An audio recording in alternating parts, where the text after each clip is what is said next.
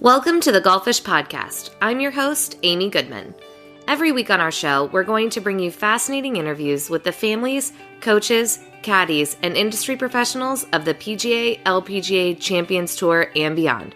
Subscribe now so you don't miss a minute of the action.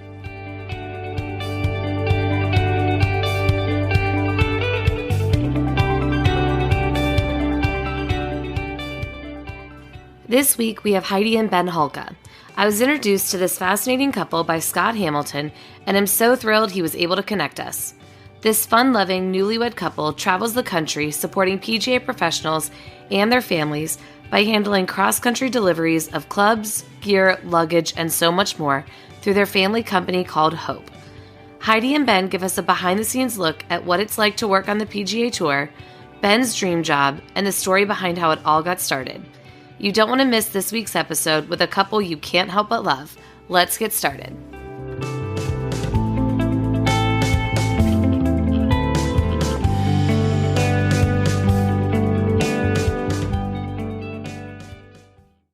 Well, Ben, Heidi, thank you so much. I'm so excited to have you guys on the podcast.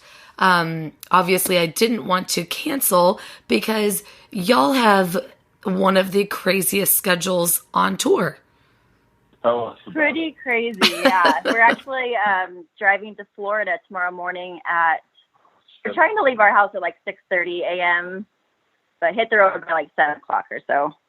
Yeah, but tomorrow we're going to crank out about 12 hours of driving and then get to somewhere outside of San Antonio, Texas, and then we'll have 2 more days of driving from there because I think it's 32 hours of driving time all the way to the Honda. Oh, my goodness. That's crazy. Yeah. Well, this is obviously the longest of the year, so we split it up. You'd have to. I mean, that's the only way to survive. Oh, yeah, we couldn't make it. But in years past, we're pretty lucky now that it goes, the tour goes down to Mexico between, Riviera and the Honda. So it gives us a week, like 5 days at home to kind of just prepare for the next. Pack for the East Coast. Do our own laundry, sleep in our own bed. Yeah. Nice. Very nice. So why don't you tell our audience why it is that you so rarely see your bed or your home? What do you guys do for the PGA Tour? So the main purpose of the business is to transport all the clubs and luggage, equipment, whatever the PGA Tour players want to give us on any given week. We transport it from one tournament to the next so they can all fly hands-free and travel, whether it be with their family or just by themselves. We provide a trailer for them to put anything and everything they want in it. And a lot of the guys that pay for the full year, they have a container store bin made by Iris, and it's basically their traveling locker. So they can put like golf balls, shoes, whatever they want in it. Extra gloves, hats, or whatever they want. And that's tip of the iceberg. The wives give us strollers, pack and plays, and everything. We've carried everything from like a mattress to Matthew Wolf's grandma's scooter to. Yeah, we've got it all. We've got a BMW motorcycle on there for a caddy one time, so you never know what you're going to get on any given Sunday. Yeah. So Ben and Heidi do you guys officially, do you own it from your dad, Ben, or is your dad still involved? Not officially yet. Okay. My dad started it in 2003. Right after 9/11 happened, he was in the airports himself, and he just saw how difficult it was for the players to travel with. I mean, golf clubs alone are not easy, but when they travel with their whole families, you should see how many suitcases and things they got to travel with. So he just had a light bulb and asked the tour if he could operate a luggage business, and they said absolutely, go for it. And it started small. He thought he's just going to get a lot of golf clubs, and he had 6 guys sign on for the first year, and now we have roughly 40 to 50 guys every year that sign on for the full year. And then every week, about 60 to 70 guys give us their clubs or suitcases or something, and just to fly hands free and make it easy on themselves. Absolutely. Absolutely. So the company is called Hope. Mm-hmm.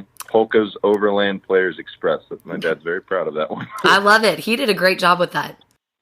Oh, yeah. And Steve was a caddy for years prior to this. That's how he has his connection to the PGA, right?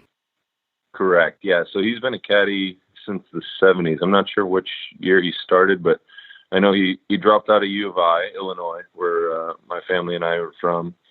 And he told his dad at the time, he was just not cutting grades in school. And he said, this is not for me. So he told his dad, he said, I'm going to be a PGA Tour caddy. And he had a buddy out on tour already that said, hey, we're making good money out here. It's a blast. And it was just when tour caddies started to become a real thing. So he's basically one of the pioneers of being a traveling tour caddy.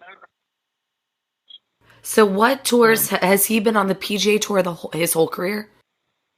For the most part, he caddied for David Graham late in his PGA Tour career in the 90s. And then when he went to the Champions Tour, they had some really good years out there. Okay. But then I think it was early 2000s, he left the Champions Tour when David was slowing down playing, and he bounced around bags. I think he said he's caddied for over 100 guys in his career. Jeez. But his really good stretch in the 2000s was with Brian Davis, and they had a really good run together. Yeah, if you have an opening in your podcast lineup, he'd be absolutely guy to oh my God! Yeah, you might have, can only imagine. Yeah, he could have about 3 podcasts worth of stories for you. Hey, there's nothing wrong with that. We'll just keep them coming. We'll keep them coming.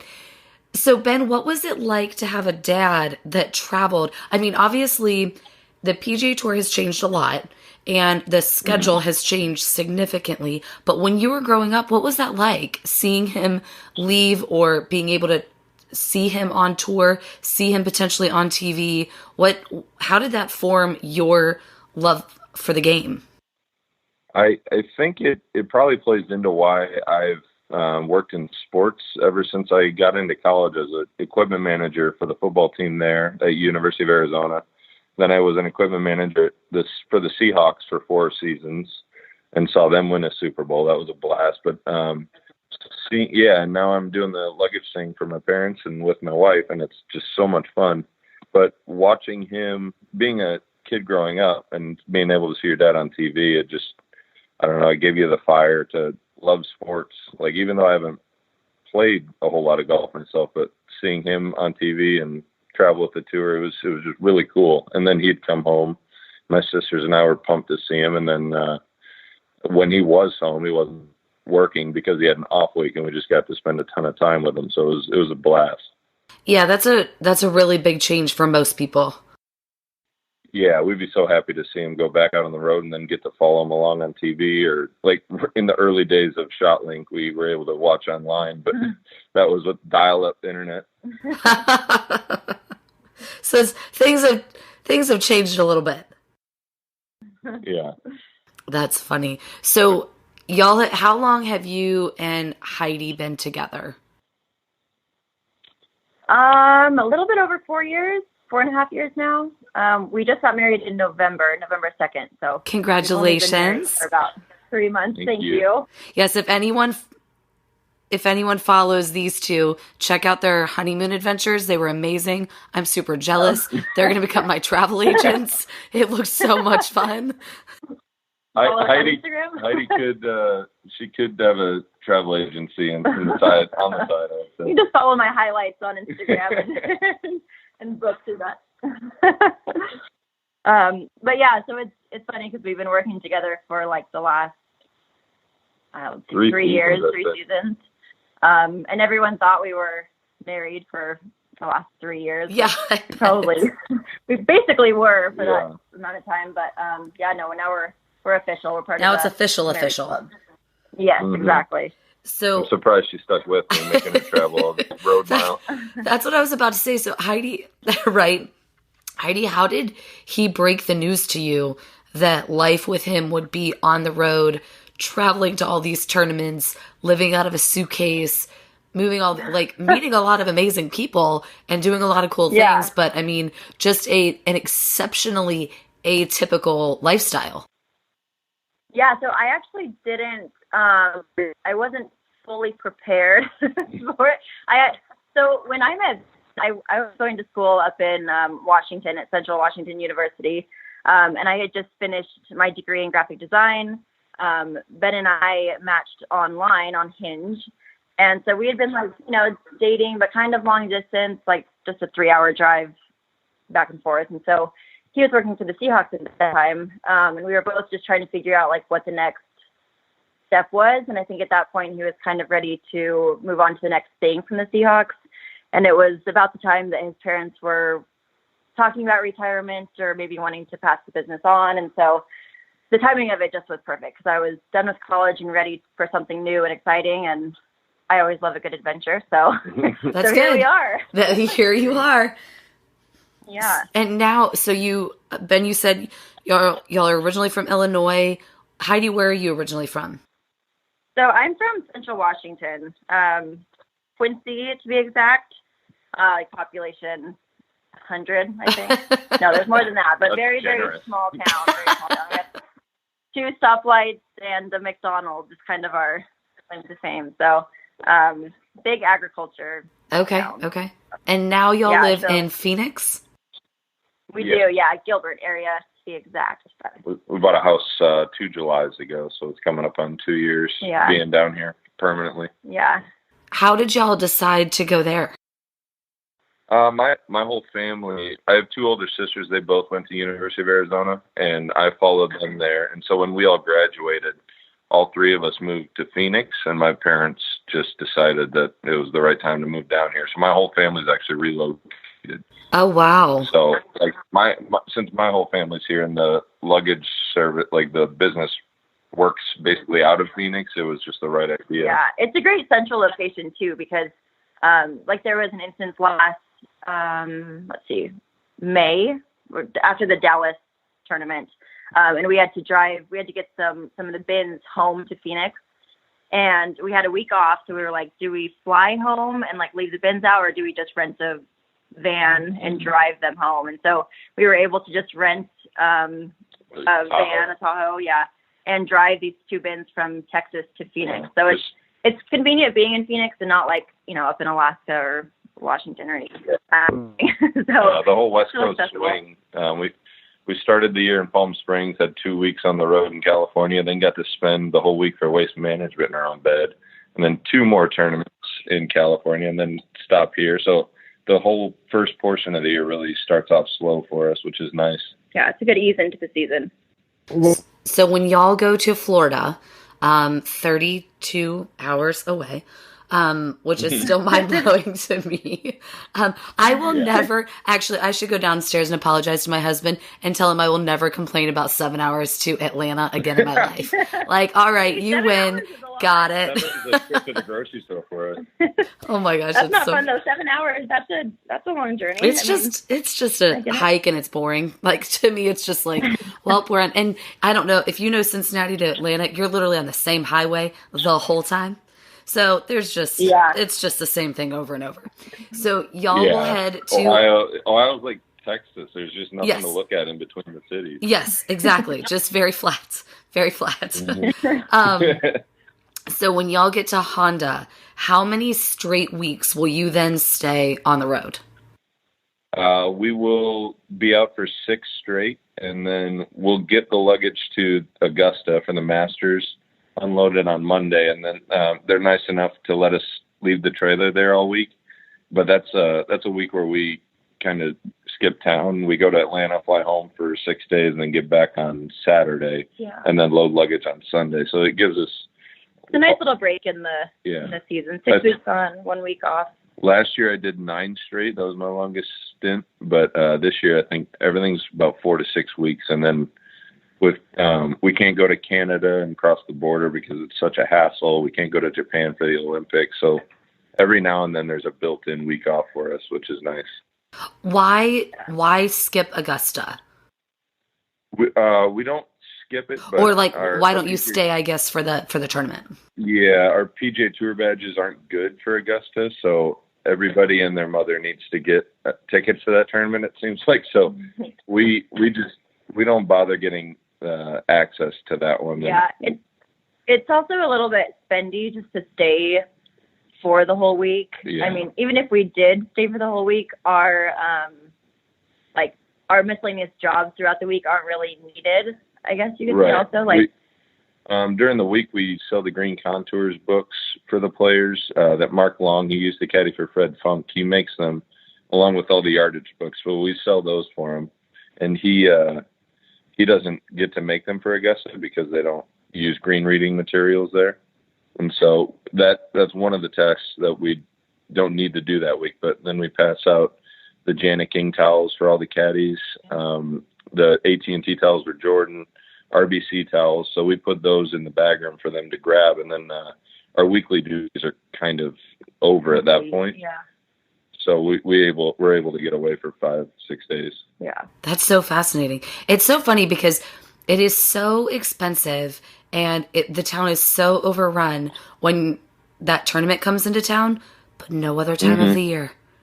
I mean, you go in there and it feels like a ghost town any other time of the year. Yeah. Right. I bet. Yeah. But then you can hardly even drive on right outside the gates. It's foot traffic is unbelievable. Yeah, it's absolutely incredible. You've been to the Masters, right? Correct. Yes. Okay. Yeah, I was listening to some of your other podcasts and I heard you mention that. But thank you. How far is that from? Do you like stay in hotels? No, we don't. So we're super fortunate. My husband's family at one point lived in Augusta. His dad and uncles grew up there, went to high school there. And so we still have close family friends. So we go to their house, and Todd and Danita are amazing. They're so funny.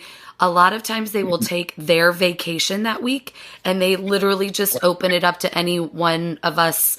And there's a couple dozen people that kind of just come in and out every day and you're just meeting new people all the time. Yeah, it's super, super convenient. They're incredible. They have like a little par 3 in their backyard. It's a lot of fun. Yeah, yeah. So it's like everything you'd want in an Augusta house, they have it. Yeah. Yeah, definitely. I always wonder how all the people like do it because there's not a ton of hotels around there, right?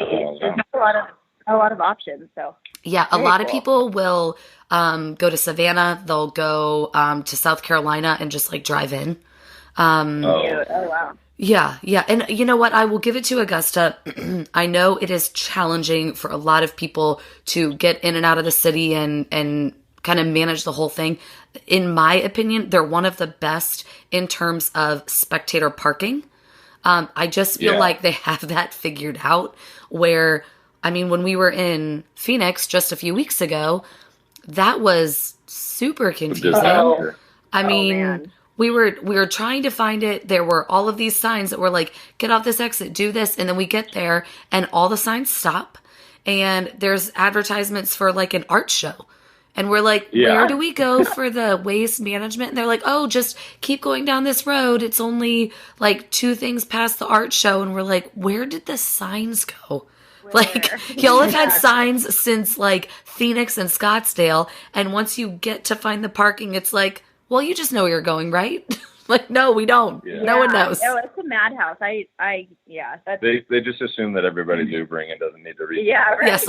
No one's actually driving here, right? No one's driving here. That's so funny. Right. So y'all mentioned, I think it's so fascinating because, so Scott Hamilton told me about y'all and just raves about you too.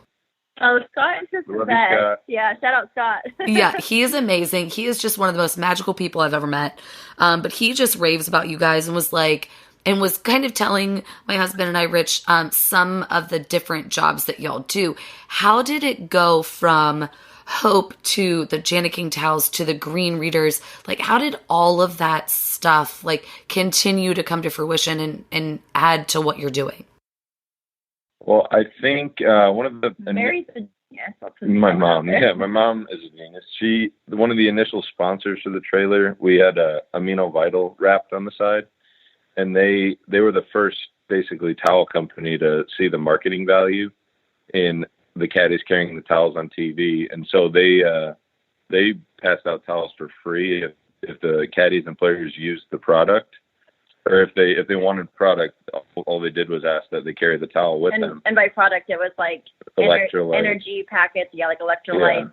Yeah. You just put in water. And so they were the first towel company to do it, but they didn't pay caddies at all to carry it, just give them free product. Got it. And so Janet King, that went on for, I'd say 7-8 good years. And then Janet King saw the opportunity, and they came in and said, "Hey, we'll pay you caddies to carry it and carry our towel." And so Janet King asked my parents to distribute towels to the caddies, and there was a little bit of a transition period where Amino and Janet King had towels out there, but now Janet King's probably, let's say, 75% of the caddies are carrying it because they're members of the Association of Professional Tour Caddies, and they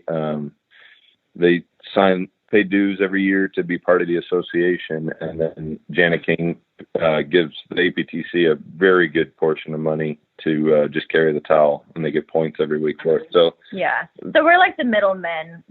So not Janet King directly, but we're shipped X amount of towels every week. And then one of our jobs on Thursdays is just to distribute those towels to the specific caddies that are part of the APTC. Mm-hmm. And so it's a pretty easy job. I mean, Thursday we just walk around the driving range and the putting green and make sure that all our guys get their towels. Yeah. Yeah, that makes sure it's covered. And then they get a fresh one on Saturday when they make the cut. But okay. Then, as I said, we give Jordan his AT&T towels also, and then there's probably 12 RBC guys that we have towels for them as well.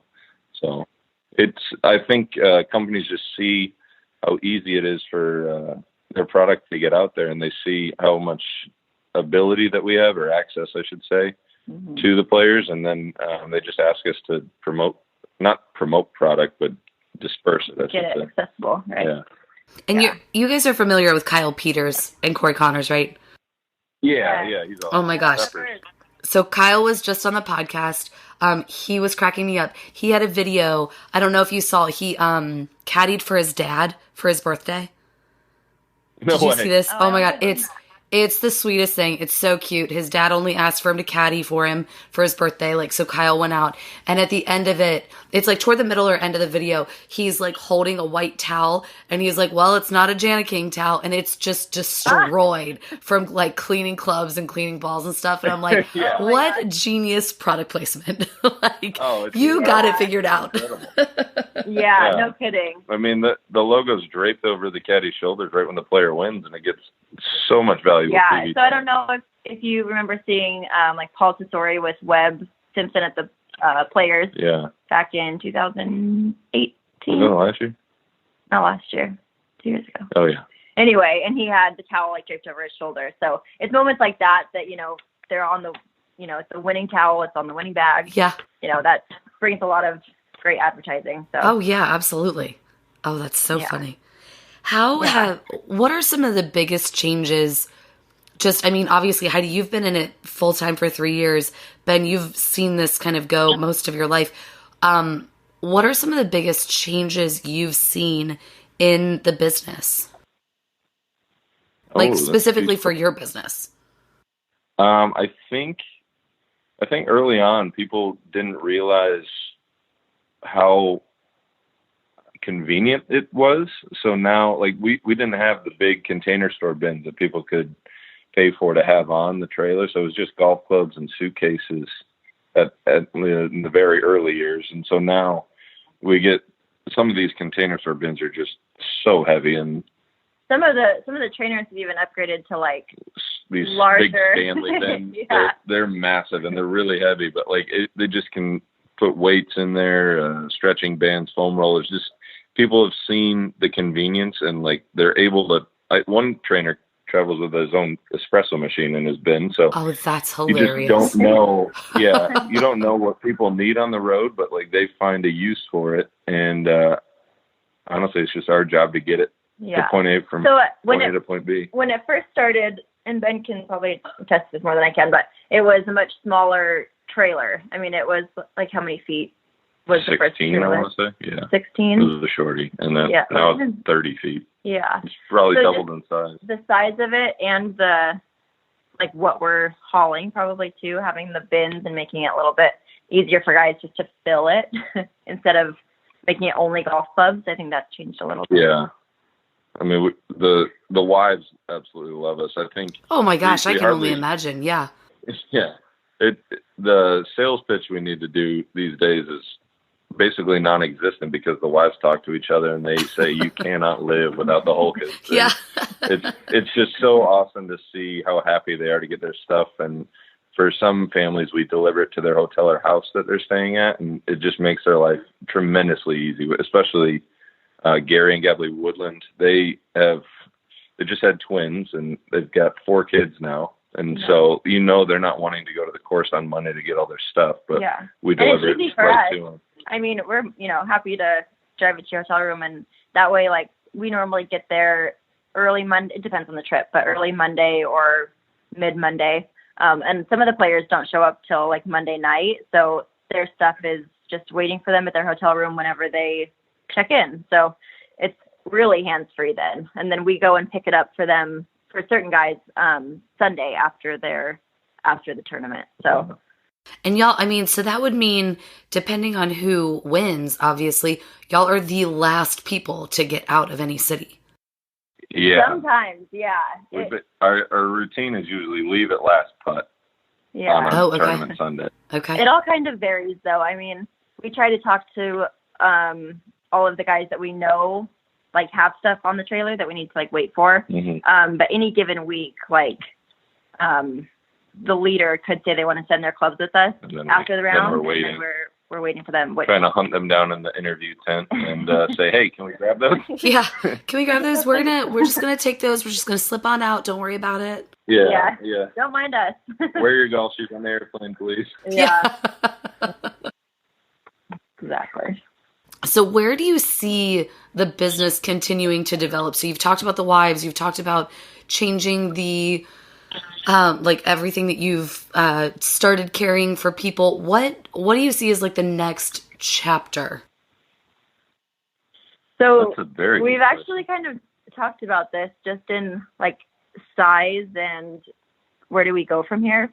And I don't know if there's even really an answer to that, because we're maxed out as far as trailer size. Correct? Yeah, the size of the trailer we have now is very manageable, especially in the player parking lots. So if we got one of the big company trailers like TaylorMade, Callaway, those ones are semis.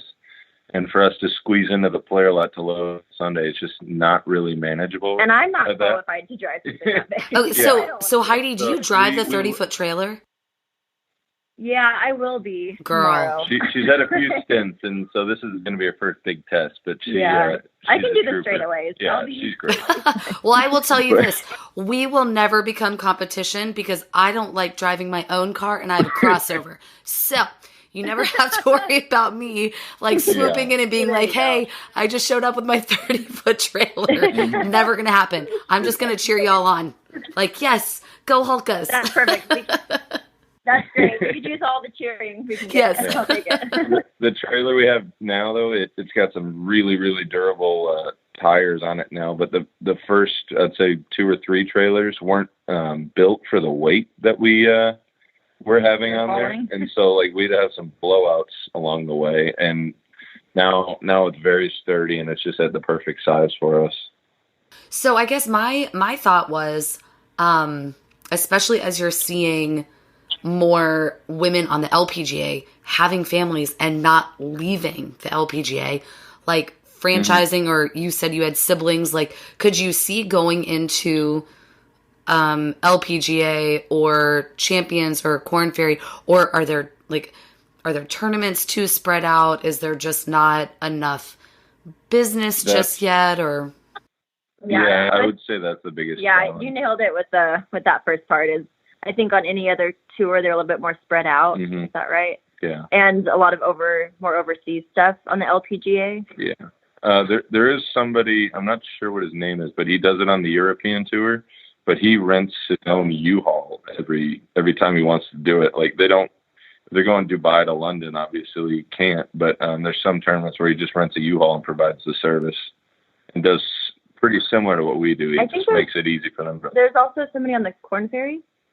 There was. They tried, but I mean, that would be tough. The purses are not big. It's not super consistent. And I mean, once those guys are consistent, they graduate to the PGA. Right. Exactly. Right. So I mean, that's it, because it's just such a building one versus, like, consistently staying there. Yeah, that's another reason why we can't really grow, because every year we have our usual charter members that sign on for the full year, but some guys lose their card, and then we replace those hopefully with guys that earn their card, and it usually stays around 50 guys a year that use us full time. Or like the kids, their children start to grow up and they don't need to be, like, they can't travel as easily, or, you know, like they're home more often because they're in school or whatever the case is.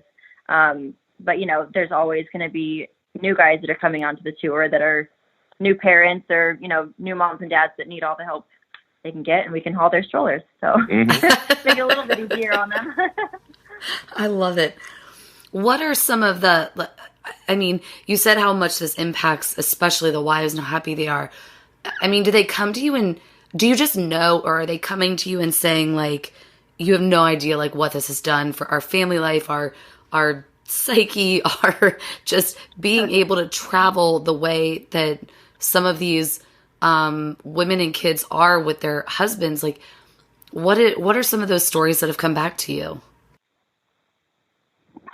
Stories. Ben would have a better answer. I don't know. Yeah, I've been around long enough, but I don't know if I have stories from them. Man, I'd need to. I will say that every single person that like we work with that we're around is some of the nicest people you'll ever meet. So everybody, I would say, is like so grateful and so appreciative of what we do, which makes it all very, very worth it. Mm-hmm. You know, like there's nobody that complains about how long it takes us to drive from here to Florida, or, you know, like, why aren't you here an hour earlier, and things like that. They're all very understanding. They understand the business, luckily, and they know that, you know, what they signed up for and having us drive it to them. Yeah. More often than not, the drive is manageable enough to where we have it delivered to the locker room before they even get to the site. So it's nice. Yeah. So like in driving from Pebble to Riviera, that was like a 5.5 hour drive. Mm-hmm. And so we unloaded the trailer at like midnight.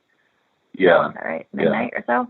And so we just pulled up right to the locker room and unloaded all the golf clubs and the bins and everything. We're just like kind of workers in the night, and they showed up and get in, get out. Yeah. And then they show up at like whatever time, 6, 7 a.m. and all their stuff is just magically waiting for them. So it's kind of like a Christmas elf. Yeah, seriously. So, and I was about to say ninja. I like Christmas elf too. Yeah. It's like ninjas in the night. Like they just like, you're there and then you disappear and everyone's like, well, they were here. We don't see them, but we know they're here somewhere. Exactly like that. I do want to, there's something that you said, and I am sure, like, I could go back and listen. I'm sure I've said this in every episode since like the second one. And I tell my friends and family this all the time.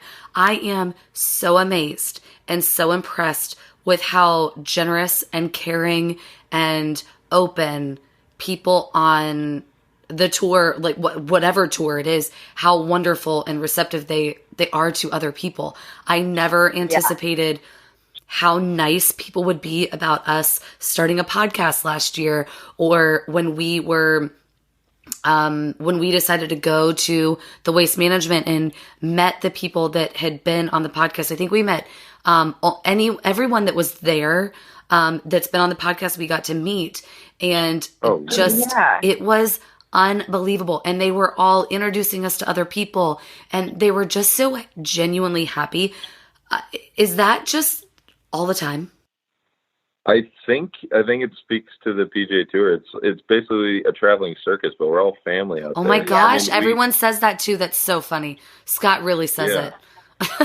It is so true though, and it's so cool because like you spend more time with these guys out there than you do like some of your own family. You know, like you're out every single week from, you know, Monday to Sunday, and you're for Ben and I at least, we're sitting in the caddy area and we see the same. You know, it's on a bit of a rotation, but we see the same 150 guys throughout the year. And, you know, you form friendships and you all have everyone's back. Yeah, so. It's really a traveling family. Yeah. So that's probably what it speaks to, just how nice everyone is to each other, because you're around each other all the time. Yeah. You get to know everybody. Which is incredible. It's, I always said, like, when we started this, I was like, I never wanted to bring someone on and be like, what's the gossip? What's the drama? Who doesn't like who? I don't care. Like, we have reality TV for a reason. That is not, I don't watch it. I watch golf because there is relatively little drama. I mean, there's always drama in something, but just because it's so fascinating. But I mean, just it's so funny that everyone uses the same terms. They talk about each other as family. They talk about it being a traveling circus. And you talk about seeing the same people week in and week out.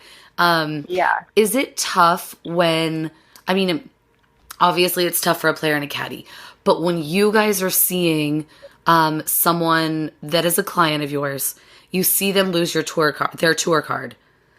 Is that tough on you guys? Because you're like, but we're not going to see you for up to a year. Incredibly, it's sad and it's frustrating because we know how hard it is out here to retain your tour card. It's such a fight every year, and then we have to hold on to their bin or whatever they have on the trailer. We don't know when we're going to see them again next, so they we pray for these guys to make it back to the tour the next year. But sometimes we have to ship them their stuff home in the off season and see like players leave us for like the next season. So it's really sad when that happens, but and even if they lose their card though, they're still playing in some events, right? Yeah, some events, and then sometimes they make incredible comeback stories. Like Chesson Hadley, he's so strong nowadays, but he had some tough years, so it's great seeing trailer members fight their way back. And it's really cool to see all the success stories. Yeah, absolutely. I love that you said ship it to them in the off season, like the 1 week that the PGA Tour now takes off. Yeah, for real. It's beautiful for us because they play Asian events and Bermuda and stuff like that. So luckily, we actually get 2.5 months. Yeah, off. Our off season really is like an off season. I know, like when Peppers was talking to you about his off season, and it's really non-existent. But ours is a pretty good, close to like 3 months, because it goes like Sea Island and then Vegas maybe? I don't know. Anyway, it goes over to Asia and we get a good amount of time. So we grind it out for about 8 or 9 months and then get some nice time at home. So it's kind of like being a teacher, but just at a different time of year. Yeah, over the holiday season, which is fantastic. Yeah. That's the best time to spend with our family. So we love it. Oh, that's so cool. So, when you guys are on tour, who does what? What are the different roles that y'all do? Heidi, obviously you are starting to become like the master driver. Yes, of course. I do most of the driving. Perfect. Love it. But I mean, what are some of the different roles y'all have while you're out on tour? So let's see, I'll start with Tuesday, actually. Tuesday, once we're like well rested after the drive, wake up, we get to the course at like 7 a.m.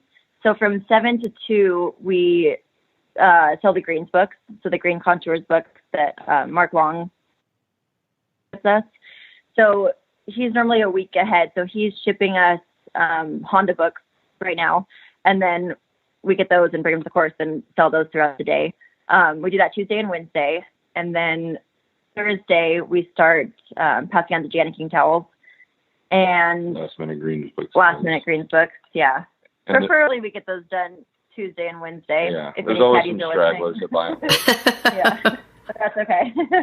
But I let Heidi do all this Tuesday, Wednesday, Thursday because they all want to see the pretty face, not the big ogre, the big grumpy ogre. It's fun for me too because it's such easy work. Like I love going out there and just chit chatting, and it's not too serious. I'm passing out towels, so I get to just go out and have my coffee and pass out some Janet King towels. Perfect. I love it. But it's perfect for me. I love it. Yeah. And Saturday's similar. So we pass out towels on Saturday, and then we spend the afternoon in the laundromat cleaning all the Janet Kings we've gotten back. But then the real work begins Sunday. So we load all day. And I do a lot of the trips in and out of the locker room. And Heidi helps a ton on the unloads. But I probably do a lot of the loading and packing on Sunday because I've probably got OCD. I want to make sure the trailer's packed perfectly. It's Tetris every single week. So I don't let her touch anything. Ben is much more of like the planner in the relationship, and I'm more the spontaneous, whatever, we'll figure it out later type. And so he doesn't, for good reason, trust me to be loading things into the trailer. I don't want her lifting things either. I'll forget to write things down or something, and So he takes control of that. But I'm really good at unloading. Yeah. Perfect. So you know what? Yeah. Everyone needs to know their strengths. There's nothing wrong with that. Yeah. Absolutely. Amen. We're expecting and we were moving. I was attempting and failing yeah, miserably. Thank you. Thank you. Right. I was attempting and failing miserably at helping Rich move the baby furniture in.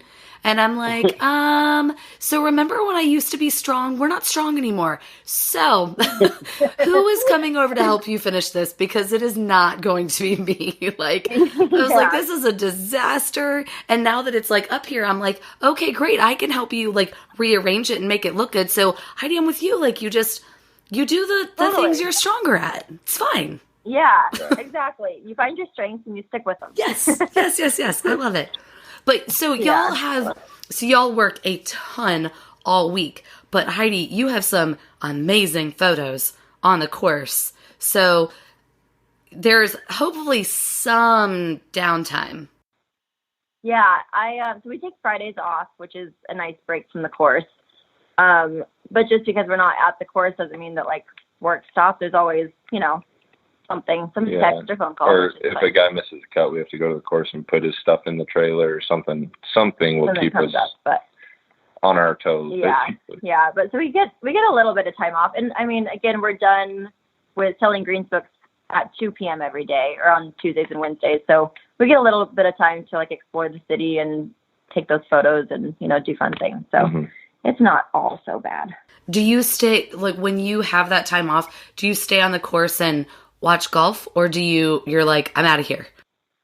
Some events we have our favorites. Like we love Austin, the match play. Okay. So we love the city there, but the tournament format is just so fun. So we like to go out and watch that week. We go watch every time Waste Management is in town. We have friends that really want to come in and see the tournament, so we're kind of forced to go to that one. Yeah. Also, like anytime that Steve or Ben is caddying, I mean, we go and make our rounds for, obviously Steve caddying, or if Ben's caddying, I try to watch every round. So there's definitely moments that we'll go walk the course, but if we don't have a reason to be out there, then we try to get away. Yeah.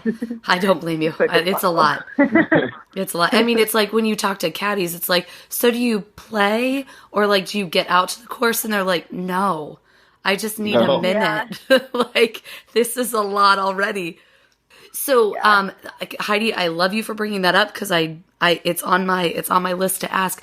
Ben, you have caddied, you do caddy. How often does that happen? I absolutely love caddying. So not to plug myself, but I would love a full-time bag out here. But hey, anyone listening?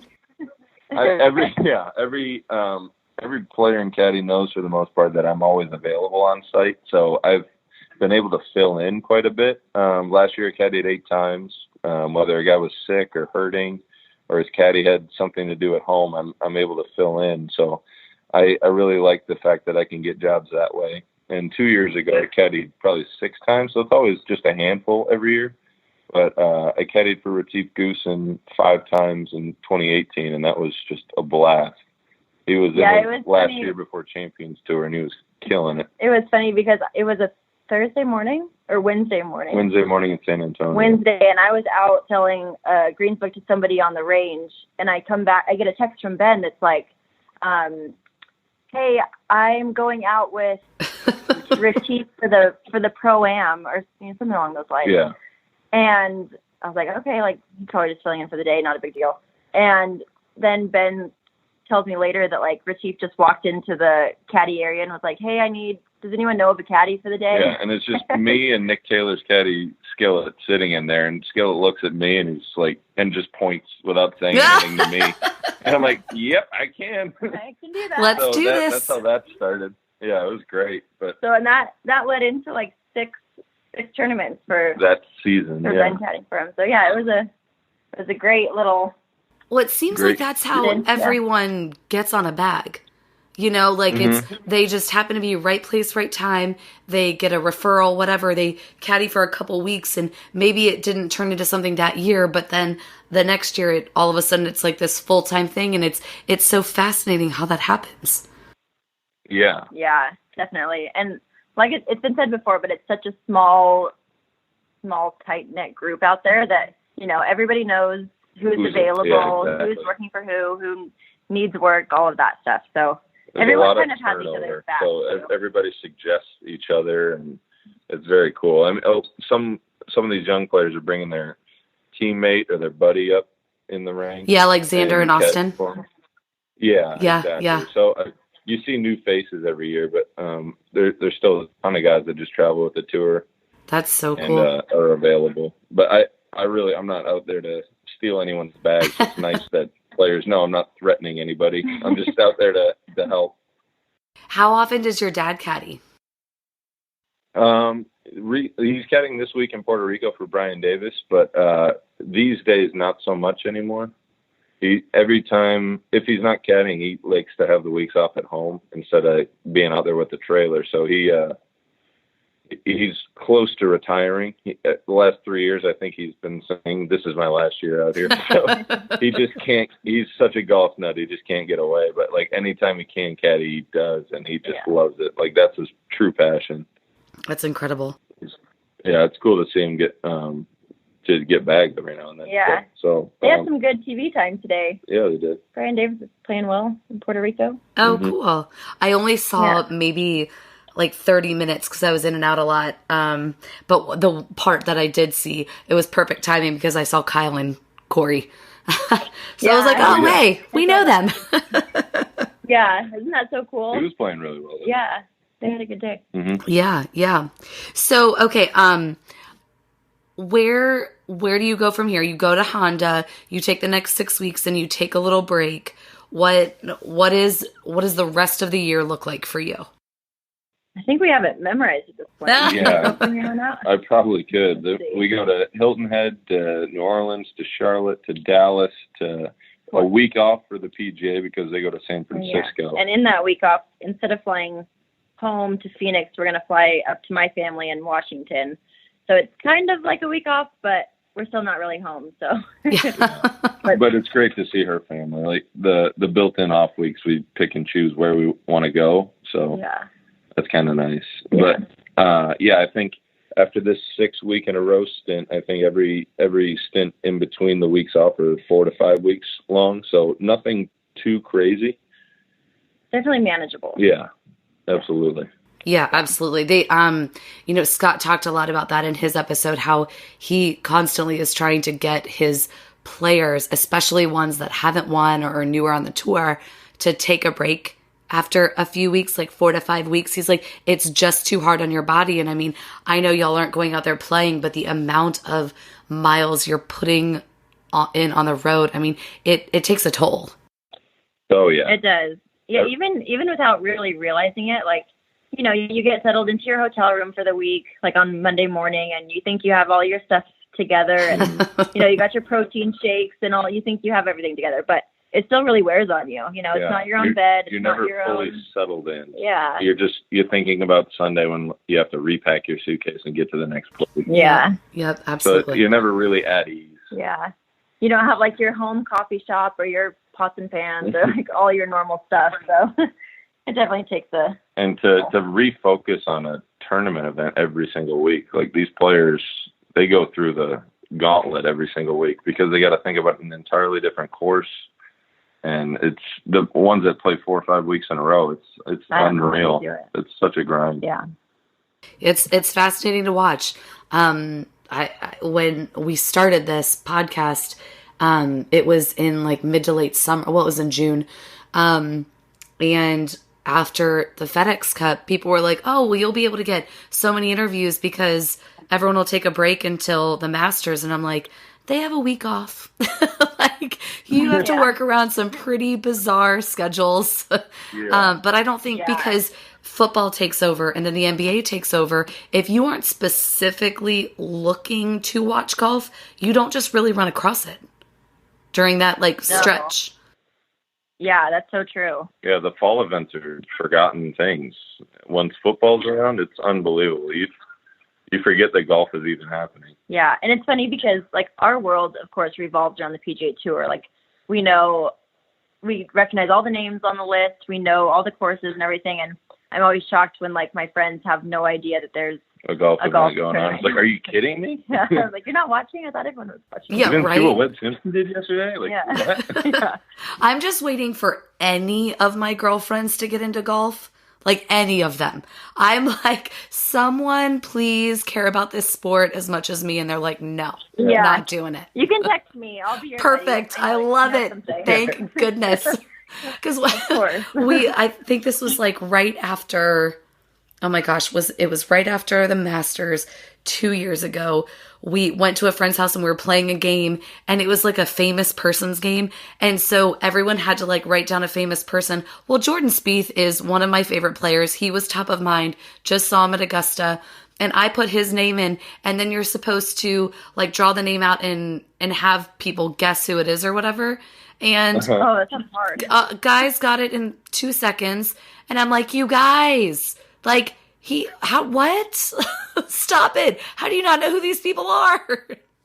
I'm like, okay, just me. It's fine. It's fine. But they come to me and want to talk about like Real Housewives, and I don't even know. My sister-in-law was telling me about these shows on Bravo, and I'm like, I don't even know that we have Bravo. And she's like, yeah, you do. You have to scroll down far enough on YouTube TV. And I was like, I'm just going to stop a Golf Channel. It's fine. They're like, it's down by HGTV. And I'm like, where? Like, are you sure I have that channel? Like, I have no idea what you're talking about. Right. I gotta give Heidi some credit. She's surrounded by men in the caddy area all the time. All we do is talk about sports, so she hardly gets to watch any of her shows.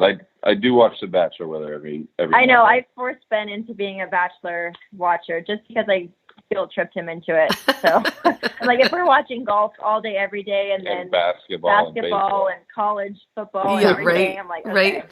you have to watch some of my trashy reality TV then. Every now and then. So my husband played football in college. And so like when the Super Bowl happened, he came home, it was like the next Sunday, and I misunderstood what he said. He said, great news, there's no football on today. And I heard there's football on today, and I'm like, no, there is not. No. The Super Bowl happened. We have to be through this for at least another 6 to 8 months. Please tell me I'm done. I'm like, it's not August. The new XFL. Oh, the XFL, it's killing me. I'm It's never ending. It's never ending. But people also think that about golf, so I get it. Everyone has their thing. Everyone has their thing. That's so true. Yeah. Yeah, it's funny. Well, you guys. So who's your team? Yo, go ahead. Who's Go your ahead. team being up in where? In Cincinnati for football? Cincinnati. Yeah. Oh, Bengals. Oh, geez, Bengals, yes. yeah, right. You know what? We got the number 1 draft pick. Joe Burrow. Joe Burrow. Let's There you go. hope to God we don't blow that. I'm like, I don't know how we could. If you do, I'll be. But You have to be. I know if we do, I guess I can't really be that shocked. There have been so many memes. I'll have to send you one, Heidi, so you can show it to Ben, because it was like, Bengals get the number 1 pick. It's going to be Joe Burrow's. And then it's like a picture of like the Bengal tiger saying, hold my beer. And I'm like, oh no, no. Like, don't do this to us, please. That is fantastic. So yeah, my husband, Rich is a Bengals fan. I could care less. I tell him, here's my theory on football. People get so worked up. They get so stressed out about it. And I'm like, why is it that we can watch golf and we cheer for whoever's winning? We are so excited for whoever wins. Yeah. Obviously, if it's like Jordan for me and like someone I'm not really that familiar with, I'm like, oh no, Jordan, like I'm so devastated. But overall, we're cheering literally for whoever wins. So last year, That's so true. I tried. That's why golf is so great. Yes, because it's every fantastic. week is their Super Bowl. If they win it, they're set for 2 years. Exactly. And they win so many. Yeah, there's so much to win every week that I think that's why these golf tournaments are so great. And their FedEx points. And their FedEx points. Yeah, I mean, the chaser they got. Yeah, I'm like, just like, why can't we watch football and just cheer for whoever's winning? And he's like, that's not how it works. And I'm like, well, that's how it should work. Like, that's who I'm cheering for. If they're winning and then it changes, okay, then I'm flipping to the other team. I don't know. Like, I'm doing something. It'd be a lot less stressful for us. Yeah, It would be. Yes. I'm a Seahawks fan, so it kind of worked out perfectly that Ben used to work for them. But I love the Seahawks because they have by far the best uniforms on in the NFL. Yeah. Love them. I agree. Love them. I love the Oregon Ducks because of the same thing. I know nothing about them, but I love seeing their uniforms. So cool. They're the ones that started the whole trend. Yeah. It's like when people choose, like in horse racing. I mean, I'm not a horse racing fan, but it's like when people choose it based on names or colors. Like that's who I decided to cheer for. Well, I like your uniform, so you guys are going to win today. The brightly colored fun team. Yes, exactly. And I went to a college that hasn't been known for football for a while. So I went to Miami University. Ben Roethlisberger went there. We used to just be like a decent powerhouse of a football team. And they haven't been that in a while. So I just wear my Miami stuff proudly. And I'm like, I don't care if they're losing. Doesn't matter. Still love my school. Yeah. Yeah, there you go. Full pride. Yes, exactly. Well, you two have been so wonderful. No, not at all. You two have been so wonderful. I have had so much fun with y'all. Can't wait to get out on the tour to meet you. The next tournament Rich will be at is the Masters. The next one I will be at, I believe, fingers crossed, should be the Barbasol. That'll be like, we'll have like a 2-month-old. So hopefully. I was going to ask, when are you due? End of May. End of May. Okay. Yeah. So exciting. Yes. So hopefully, I should be caddying there. Oh, hey, perfect. Yeah, it'd be great to meet you. I mean, that field is always a little weaker, so there's guys that don't have full-time. Oh, because of the Open. Yeah. Yeah. So I was able to caddy for Cody Gribble there last year, but there's always an open bag or two. So I will definitely be there, and so will Heidi. Love it. Definitely. We'll link up for sure. Yes. Absolutely. Well, are you two ready to play a quick 9? Oh, yeah. Are we going to alternate? Totally up to you. You guys can both answer. You can do whatever's best for you. Okay, perfect. What is your most memorable golf experience? Oh, mine for sure. My one round of golf I've ever played when I hit it far right into somebody's roof. Yeah, oh, whoops. And mine was caddying for Retief when he tied for 6 in Memphis. I will never forget that. Oh, I bet. I thought. Is it playing golf? Either one. No, whatever. Nope, it's whatever. Yeah, golf in general, whatever We're it really is. bad at this already. If you answer first, then I'm going to have some time to think about mine. What is the biggest thing that you have learned as entrepreneurs? Oh, what? Work harder. You can always work harder. Yeah, what's that phrase? Nobody cares. Work harder. Yeah. Basically. Exactly. So you have to make your own success. So just say you always can work harder. And there's like endless opportunities, which is really exciting. Yeah, that's another good point. Absolutely. What is your favorite snack on the course? Oh, on the course. Julie's Real Granola. Boom. Yeah, that's a good one. I don't know if you've tried it, but I have not. It's really, really good. We'll send you some. Love it. Love it. Mine are the octopus. Mine's more like the road snacks, and I'm a octopus lover. The gummy trolley. Oh, yes. Yes, girl. But on the yes. course, the granola. Our snacks. I'm Red Bull, pretzel M&Ms, and sunflower seeds. Oh my gosh. That's how I treat myself for the long You're drive. gonna get along great with Rich because he loves energy drinks, and I'm like, I apparently had too many Red Bull vodkas in college, so I smell it and I'm like, oh, that smells like a hangover. I don't need that. Yeah, you can't even open a can. Yeah, no. Energy drink system, so. I'm with you. That's so funny. What is your, and I think, Ben, you might have answered this earlier, but we'll ask it anyway. What is your favorite tournament or course? Oof. You got to go first. I don't really know that. I would say my favorite course has got to be Hilton Head. Oh, we just went there for the first time last year. That was amazing. Oh, it's incredible. So and the whole town is so fun, too. It's such a good place. Agreed. Yeah, my favorite tournament itself is probably the match play in Austin, just because of the different format. I love seeing match play. Yeah, I agree. Mine's probably Austin, but I'm not one to ask about the courses. I don't really know a whole lot outside of the caddy area. There's nothing wrong with that. City. I love Austin, so that's a good one. Same. Austin is my favorite city. It is just a magical, magical place. Waiting for someone to just be like, Amy, do you want to move to Austin for no purpose other than moving there? And I'll be like, yeah, bye. Yeah, yes, I I'm do. there. Thanks Yes, for asking. Exactly. What is your dream vacation? Oh, Oof. European adventure, maybe? Yeah. I don't know. Say a European cruise, just so we can see all the sights. And not Yeah, have to backpack. yeah. Because part of We your did a honeymoon cruise. was a cruise, right? Yeah, I was that just going to say, we did a cruise for half of it, and it was the most fun we've ever had. We Yeah. had the best time, so highly recommend. It all is based on the ship you get on. So the ship we went on was just immaculate. So I think that's probably why we loved it so much. Yeah. But if we were able to do that in Europe, it would be amazing. Neither of us have been there. Yeah, I have not. Rich went to Spain in high school, and we are waiting to go back. We're going, I think our planned trip right now is Ryder Cup 2022 because it's in Rome. So Yeah. So that's kind of our game plan. But Rich produces this, and so I want him to be listening very closely to that answer that cruises are great because he has zero desire to get on a boat. I know. I think a lot of people would be swayed if they don't like them right now. If they'd be swayed if they went on the newer ships that are out these days. They're unbelievable. So Celebrity Edge was our ship, and it was amazing. So, Rich, I don't know if you're listening, but well, I know you are listening. So that's the ship you want to go on. Perfect. I love it. Who would, and Heidi, if you don't want to answer this, totally fine. Who would you want to play around with? Ooh. Celebrity or golfer? Anyone you want.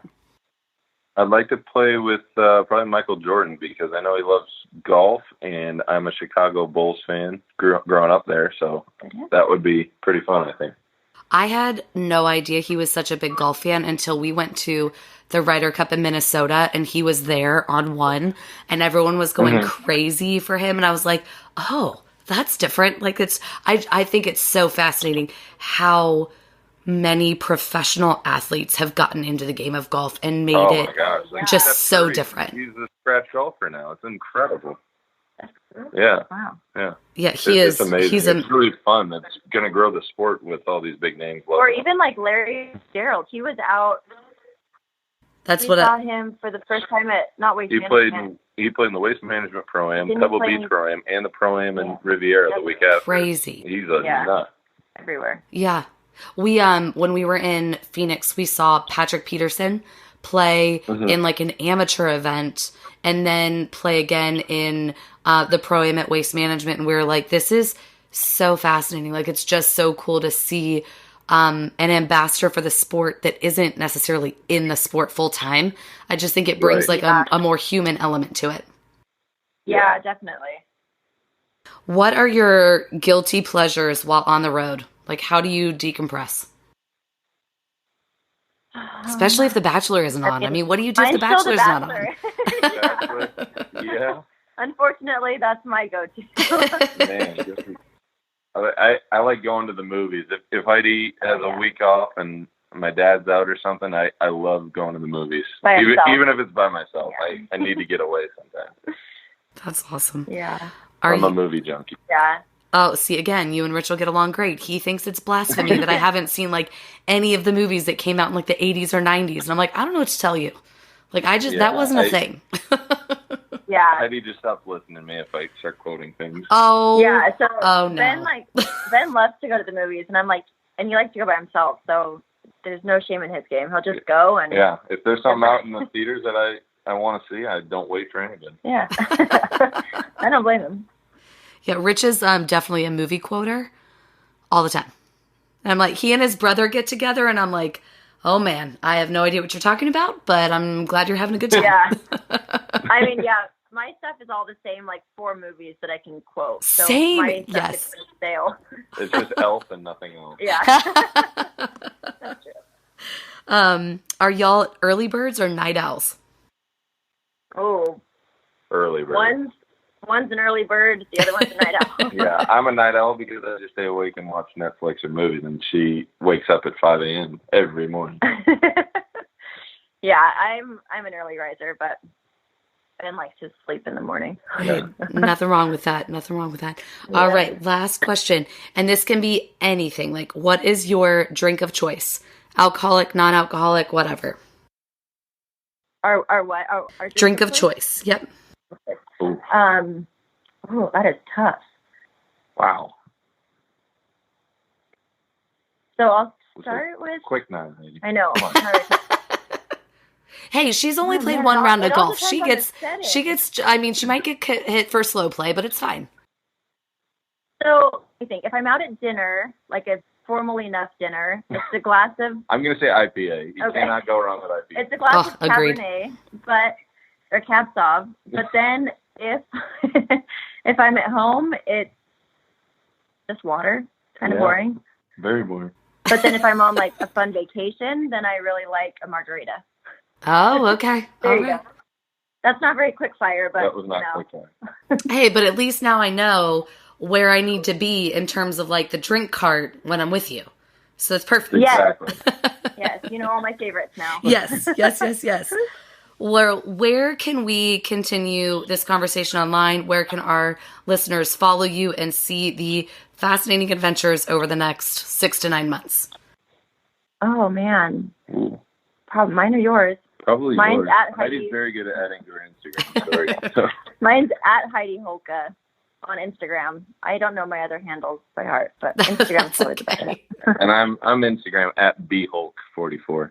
So I'll try to be better about posting. Yeah, now that you've been called out on it, you have to be better at it. I know. I do.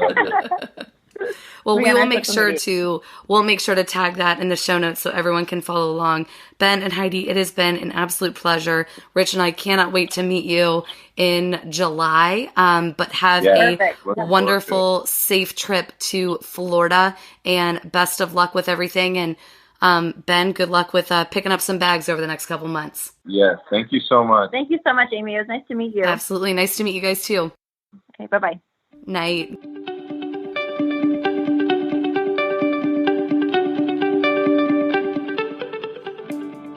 Thanks for joining me this week. Let's continue the conversation online. You can find me at Golfish Podcast or at Miss Amy Goodman on Instagram. See you next week.